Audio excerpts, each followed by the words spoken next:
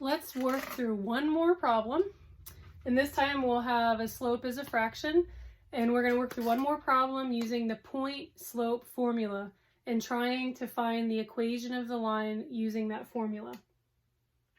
So again, I have a slope that's negative and it's a fraction, so negative 3/5.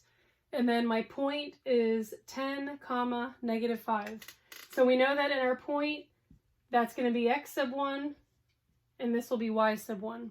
So if you want to label those to help you remember where they go in the equation, you're more than welcome to do that. Whatever visual aids will help you work through the problem.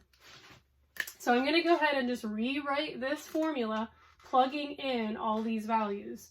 So I'm going to have y equal, it's not going to be y equals, excuse me. We got to plug in our y sub 1, so y minus, and this is a negative 5. So y minus, so remember we have a negative sign in our formula and we have a negative sign with our value in the point. So we got that double negative equals, what's our slope? A negative 3/5. And then we have x minus, and then our x sub 1 value is 10. So we're going to go ahead and put a 10 here. So our new equation is y minus a negative 5 equals a negative 3/5 times x minus 10. So we can go ahead and simplify that, and I'll use a different color. So this is going to be y plus 5 if we combine those two, that double negative.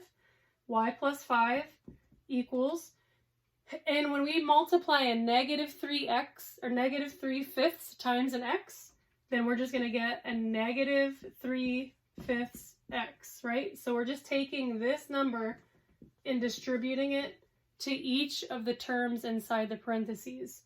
So negative 3/5 times x is just a negative 3/5 x. Now, what about this last one? A negative 3/5 times a negative 10.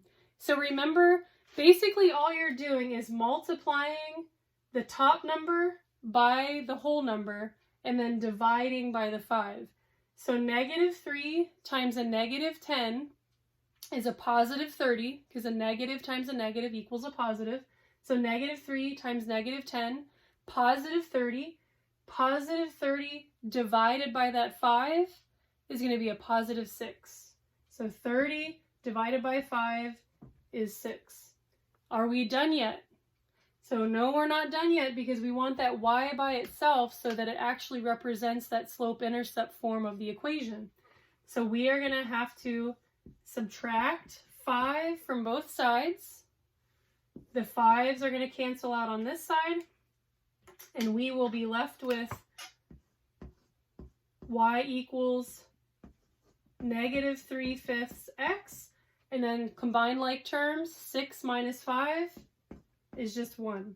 So this would be the slope-intercept form. The y is by itself. We have a coefficient with the x variable and a constant on the end.